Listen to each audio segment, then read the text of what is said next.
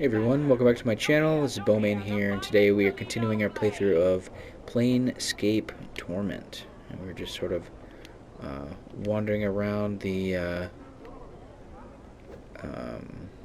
area here and the market and talking to different people. And yeah. You see Krennic. His scowl has deepened since when you first saw him. He looks as if... okay, I've already talked to him. That's what I thought, but I wasn't sure. Let's talk to this guy. Uh-oh. Hold on, fella. I will hear you.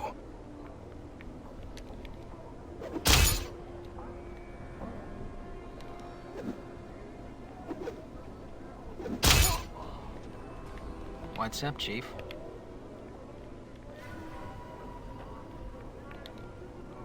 Balance in all What's things. the word, Chief? Okay. Easy.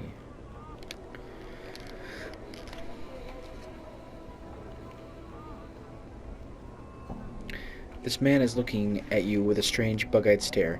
His eyes are huge, so huge they look ready to pop out of his sockets and roll across the cobblestones. He nods eagerly as you approach, bobbing his head like a bird. As you near him, you suddenly notice the smell of urine and feces surrounding him. Greetings. The man sniffles, wiping his nose on his sleeve, then opens his mouth to reveal blackened, rotten gums. Stories for Cone, sir. His breath reeks. It smells like this man has been keeping rotten meat stored inside his mouth. Stories for coin. Who are you? The man snorts thick with phlegm. Names, who are you, who are you? His head does a slight twitch every time he repeats himself. Names, dangerous, dangerous. He glances at the ground and stirs the dirt with his foot. Dangerous? Knowing a name or being stuck with one. Both's a mess for trouble. He looks back at you. My name's a given name, not one asked for. Reekwind. Once again, you become conscious of his reeking breath and the smell of urine and feces that surrounds him. A given name. An appropriate name? Not my true name. Reekwind mumbles on, his head twitching every time he says name. A true name's a dangerous thing. Gives others power. He stares at you with his huge eyes and wags his finger. Keep your name secret. Keep it close. Never let it out. What do you mean? Names are like smells. Things can track you with them. Reekwind coughs, his eyes almost popping out of his skull as he does so. His cough seems to loosen his bowels, for he breaks wind loudly, as if to accentuate his point. If someone knows a true name, it gives them power. He licks his lips, the power to hurt. I don't know my true name. Updated my journal. Reekwind's eyes widen, seeing his eyeballs bulge even larger makes you uneasy. Then you are blessed. Remain nameless, and you shall be as a spirit on the plains, untraceable, untrackable, unseen, undiscovered. He smacks his gum wetly. A name chosen, a name given. It allows others to find you and hurt you. Have you been hurt? Reekwind gives a twitching nod, then scratches himself. Let my name slip once, only once. His eyes film over as if the memory's painful, then glances at you uneasily. Tell you the story, Ken. I will, but 3 coppers must I seek. His face splits into a smile as he says the word coppers, and his reeking breath hits you like a hammer.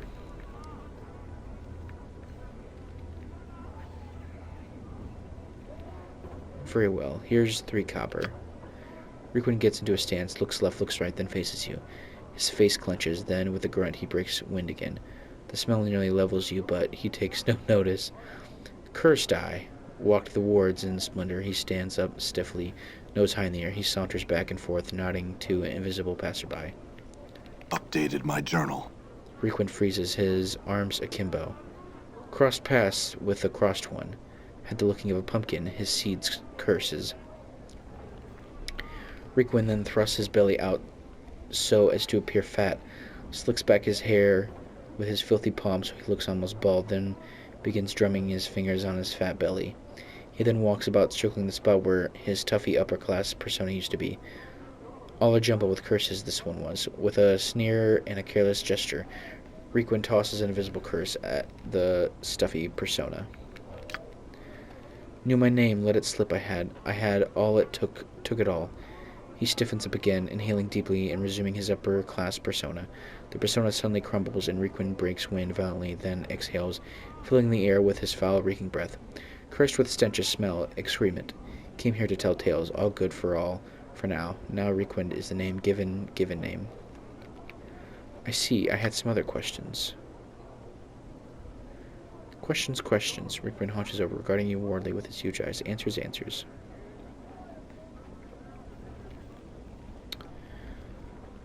What happened to you?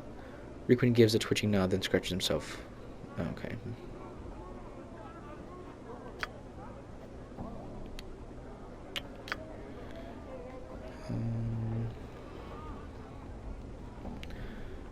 Missing journal. Can you see one?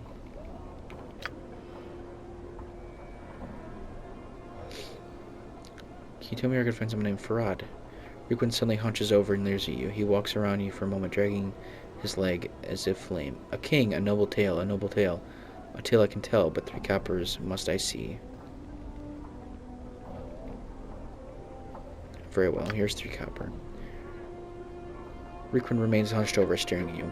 Once a man of respect, Farad was a man of goals and position. All became nothing. Nothing turned to air. Requin squints, then breaks wind, filling the air with a gut-churning smell. Turn to air and sink. A liar, a cheater, a man who twisted law, Farad was. He hunches over as if writing at a desk. He writes for a moment, then suddenly stops, afraid. Then one day he found he had twisted himself. Such a liar he had become, and when he died, he was to go to a horrible place. Requin shakes his head sadly, then hunches over again and looks wildly in all the directions. Farad would not accept it, would not. He had cheaters others, he would cheat his face too. He read Duggan books and consulted seers. Requin stalks back and forth, and his hand over his eyes as if staring off into the distance. And they told him that the only trash he could find that which would let him cheat his fate. Requin breaks wind again, then gives a reeking cough. Perhaps they lied. Updated my journal. Requin stands up stiffly, then begins to fling off imaginary clothes. With every piece of clothing he throws away, he becomes more hunched. Farad threw away his position, his goals, and took up a new title. Requin stops, then leers at you. He claws at his rags, shaking them, and became a king of rags. He would rule the trash, have his subjects searched it all, and find that which he needed. He shakes his head. He looks even now. Do you know where I could find him? Requin shakes his head. He lives amongst trash and rags and trash. There you will find him.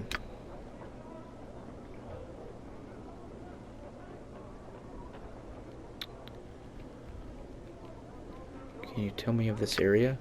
The Hive, a tale I can tell. I will, but 3 coppers I must see. He smacks his gums together and snorts like a pig.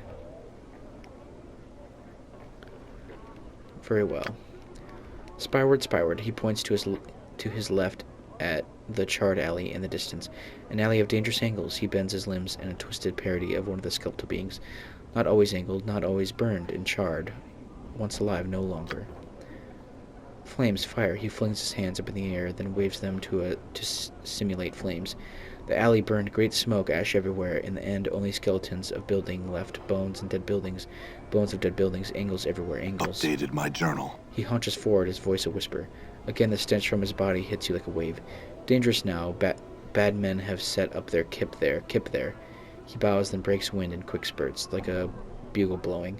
That is the tale of how the street became an alley of dangerous angles. How did the fire start? He makes a semicircle over his heart. A man made it so. A beast made it so. A man whom even fiends admire. Who? A sorcerer's tale filled with madness, sadness, burning yearning. A tale I can tell. I will, but 3 coppers must I see. He hisses, then crackles in a way that reminds you of a fire burning. A sorcerer there was, no simple hedge wizard this, but a mage of power. Requin brings his hands together reverently, then smiles evilly. He burned with the art, and the art burned him. The name given him was Ingus, a name respected, then feared, then hated, then punished. Requin gives a rattling wheeze, then claws the air and hisses, apparently imitating Ingus. Taught by one of the last great magi, Ingus was, and as an apprentice Ingus learned much and nothing at the same time. Requin shakes his head sadly. In his heart, his coal-black heart, a fire blazed. It burned, and it hungered. Requin claws at his chest as if in pain. As it hungered, Ingus hungered. It was his wish to see the plains burn. In the night, Requin haunches down and begins to slowly stalk in the direction of the alley, a mad grin on his face. Ingus came to the alley that was to be the alley of angels, and the fire in his eyes, the fire in his heart, both he let out. Requin points at the alley, then flings his arms in the air, silently screaming and laughing at the same time. Flesh ran like wax, people like candles, and Ingus laughed. Requin crumbles to the ground, his body racked with imagined pain. And evil was done, and forgot not. He stands up, then hunches over, looks left, then looks right, then starts mumbling as if secretly in a conference with someone. Something was to be done. He stands up stiffly, his face resolute. A punishment was decided. All the hedge wizards, midwives, rune-tellers, copper-pinching witches, all manner of magelings, they came all, even those with the smallest trace of art, to punish Ingus. Separately there were flies. He makes a buzzing noise between his rotten gums. Together, dangerous.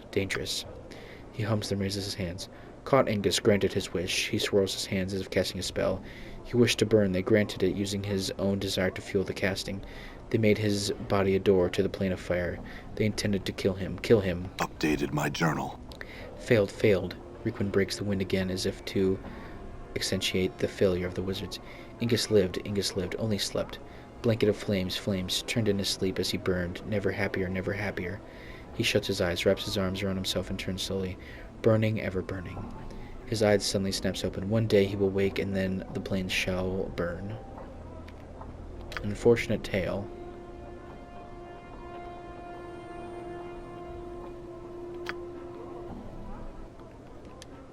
This monument looks similar to the one outside the mortuary. There are no identifying marks on it either.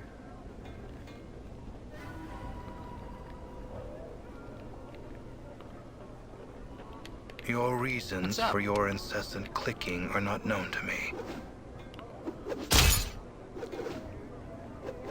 Die.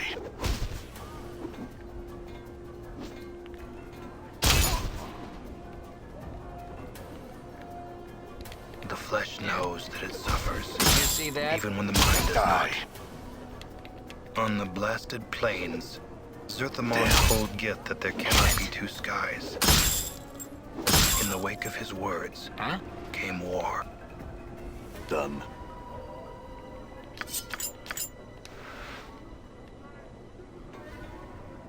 Okay.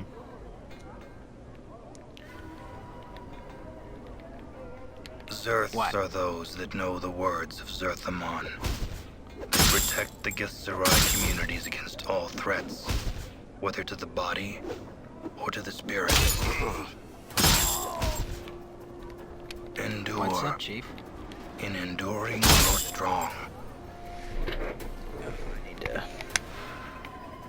heal.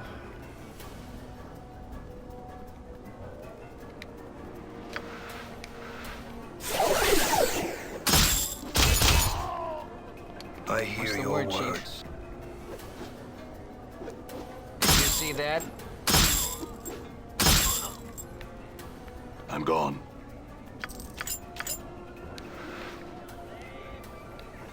Okay.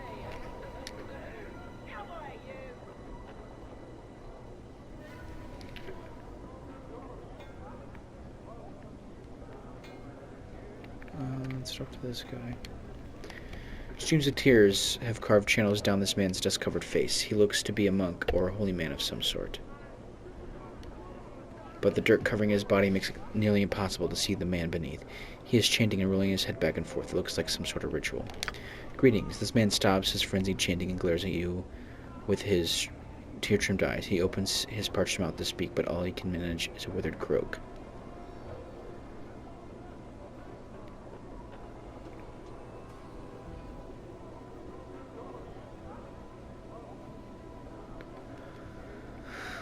What's wrong? Why are you crying? His voice is so hoarse that it sounds like he has been without water for days. As you watch, a tear trickles down his face. I am Cryo the Asanan. Asanan, who is that? Updated my journal. Who is Asanan? The man throws back his head and gives a rasping laugh. It sounds brutal and defeated. Asanan is not a man, but a city. Why do you cry for a city? We cry its name because Sanan must not be forgotten. All the criers of Sanan carry this burden. You mourn a city? Why do you do such a thing? Because its name is all that remains. Its avenues of light, its great spiraling sparks. When it was laid waste and reduced to memory, only 60 of its people survived. It was our duty to see that this name was remembered across the plains. Many criers of Asanan have died for the sake of remembering many. If this places you and others at risk, why don't you stop? The tears I shed, the dust that cloaks me, these things are as nothing compared to what awaits should I give up my sacred burden. We must see to it that its name is remembered. We are living memorials to its passage.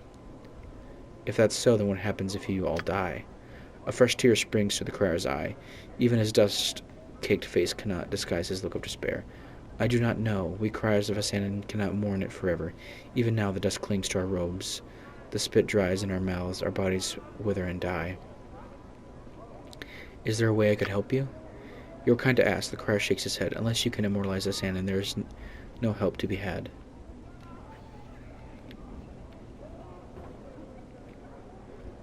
Must it be immortalized by a man? Would a tombstone serve? The crier blinks. Tombstone? It's a stone that records a man's name, his life, and a eulogy. If it serves a man, could it not also serve a city that has died? Stones may do such things. Yes, and their lifetime is much longer than a man's. If its name was carved on stone, would Asanan's memory be served? The man pauses. Would others see this name? Yes, it would be there for all to see, long after you have died. The man nods. If such a thing were possible, he turns to you. Where would one find such a stone? I could go look for one. If I find one, I could see to it that Asanan's name is carved upon it. You would do this. The man's eyes water up again. You would be setting all the criers of Asanan free, but a score of us remain. The burden of remembering would be over after so many years. I would do so. I will return when the name is carved. Updated my journal. This foul-looking man is quick to notice he's caught your attention. In moments, he's upon you, hawking his wares. He carries a long wooden pole. Dozens of skinned and cooked rats dangle from it. As he speaks, he gestures to them with a broad, filth-encrusted hand, smiling a yellowed, snaggle-toothed grin all the while. Oi, Cutter, are you doing here? What delicious rats is he interested in this fine day? Each rat has been skinned and gutted, their feet and tails removed. They dangle from the pole by hooks punched through their necks. As you examine the various manners in which they've been prepared, you realize their heads are slightly misshapen. A bulbous knot of bone protrudes from each cranium, covered in whorls that gives it appearance of brain tissue. Those are strange-looking rats. Ah, you've got a keen eye there, Cutter. All I sell is brain vermin, I do. I'm sure you'll find one that's much richer flavor than your usual rat. Quite nice, really. He offers them to you once more, waving the pole before your face enticingly. The rats sway to and fro, hooked like tiny sides of beef. Brain vermin? Aye, Cutter, brain vermin. Foul creatures they are. Not your normal rats. They just eat stored goods and multiply, spread diseases and all that. A nuisance, really, no more. Your cranium rat, though, brain vermin, what I go after, they're just trouble. When you get more than a handful of the little pikers together, they start to get smart on you, sometimes real smart. They become more intelligent? Sure, as I'm standing here before you, they do. If I ran across any more than 20 of them, I'd flee from me in case that, he snaps to emphasize the point. I would. You get that many of them in a pack, why, they get smart as a man, they do. Go on. Here's my best service for you, Cutter. If you're bent on catching brain vermin, stick to small packs, a dozen or so at most. But I'll tell you, he steps close, his breath fetid in your face, and speaks in a hushed tone. You run into more than that, more than a couple dozen, you run like you're the shadow of the lady. He backs away from you again. Why? What is there to fear? Sorcery, Cutter, sorcery. He gets enough of those little fiends in a small space, and they get all sorts of odd powers. Make a bash's brain pour out its ears, they will. Downright frightening. It's just wrong, I tell you. That's why Sigil's so eager to be rid of them. The bounties and all. Bounty? Someone pays for rats' tails? That's right, Cutter. There's a Burke in the Office of the Vermin and Disease Control named a lord who pays a bounty on him. A copper, an ear, a tail. But they gotta be brain vermin, they do, not just ordinary rats. Interesting. Answer me something else. What is that building there behind you? He tosses a glance over his shoulder. That's the Office of Vermin and Disease Control, Cutter. I sell my rat tails there for jink, then cook the little blighters up and sell them.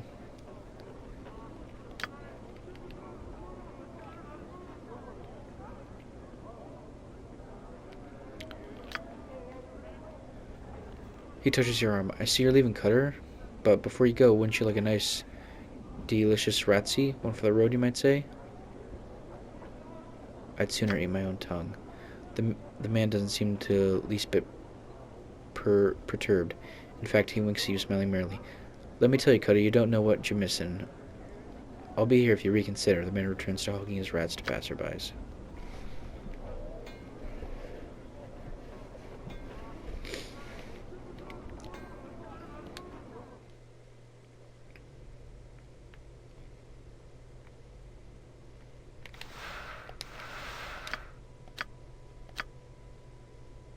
I'm gone.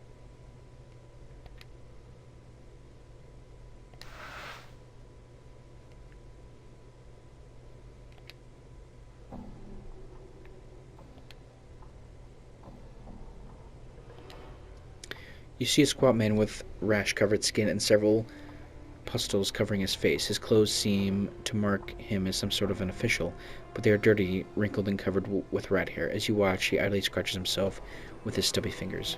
Greetings. Aye, the little man shrieks and jumps, startled, clutching his heart. He takes a deep breath and pushes his spectacles up on his rash-ridden nose. Yes, and what is it that I can do for you? He scratches his nose and looks you up and down, studying your scars. I have little to nothing to the till, so you have to come to plunder the premises. This locale is ill-chosen. I'm not here to plunder the premises. Who are you? I am the respected Phineas T. Lort, the 39th, in charge of this Hive branch of the Office of Vermin and Disease Control. It is my distinguished privilege, he scratches his chest and puffs up, to inform you that we, in the bureaucratic sense of the word we, meaning to encompass the sigil bureaucracy as a whole, are accepting bounties on all manner of vermin and strays that infest the, he scratches again, fair streets of Sigil, hub of the multiverse, and the city which sits at the center of all things, the city by which all other cities are measured. Bounties? Updated my journal. Yes, we in the bureaucratic sense of the word we, meaning to encompass the sigil bureaucracy as a whole, are accepting tangible proof of the eradication of brain vermin, aka cranium rats, from the Hive area, where they have clustered quite thickly for the past many years. As a recent census of the vermin population has shown, I am empowered by the Sigilian bureaucracy to pay a bounty of, he puffs up dramatically, 1 copper common per cranium rat delivered to my branch office. Cranium rat? Cranium rats are a species of vermin that become more intelligent the more of them are in close proximity to each other. 1 cranium rat alone is but a nuisance that chews at boards and burrows into food, but 5, 10, or more, and their intelligence grows until it surpasses even the intelligence of one such as myself. Scratches and sniffs disdainfully. I imagine that 2 or 3 cranium rats might be enough to outwit you, sir. How many cranium rats are in Sigil? More than enough to last a bounty hunter a lifetime, perhaps several.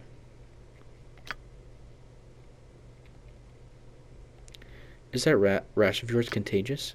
My rash? Contagious? No. Well, at least I don't think so. It's a symptom of the poison. It's a symptom of the position, I'm afraid. The job literally grows on you. He scratches himself again. No more questions. Well, ladies and gentlemen, I think we'll end this episode here. So, thank you very much for joining me on this playthrough of Planescape Torment. And as always, feel free to like, comment, and subscribe down below. And we'll see you all in the next one.